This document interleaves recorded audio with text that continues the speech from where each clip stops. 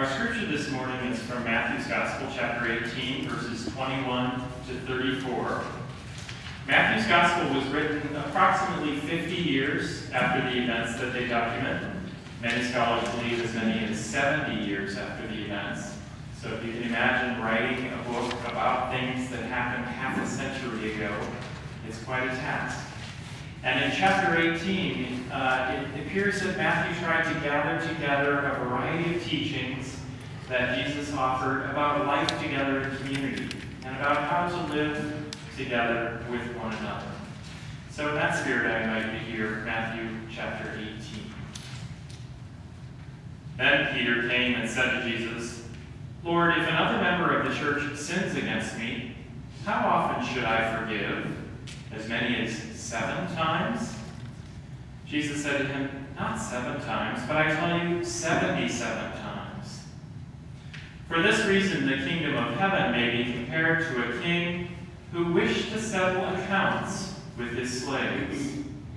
When he began the reckoning, one who owed him 10,000 talents was brought to him, and as he could not pay, his Lord ordered him to be sold, together with his wife and children and all his possessions, and payment to be made.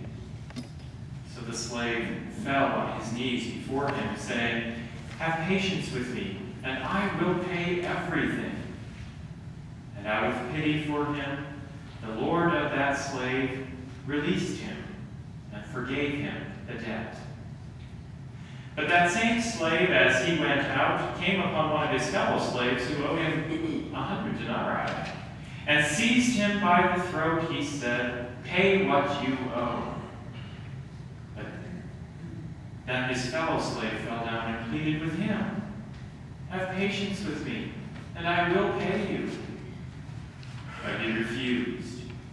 Then he went and threw him into prison until he would pay the debt. When his fellow slaves saw what had happened, they were greatly distressed, and they went and reported to their Lord all that had taken place. Then his Lord summoned him and said to him, 'You wicked slave, I forgave you all that debt because you pleaded with me. Should you not have had mercy on your fellow slave, as I had mercy on you?' And in anger, his Lord handed him over to be tortured until he would pay his entire debt." The word of God for the people of God. Amen.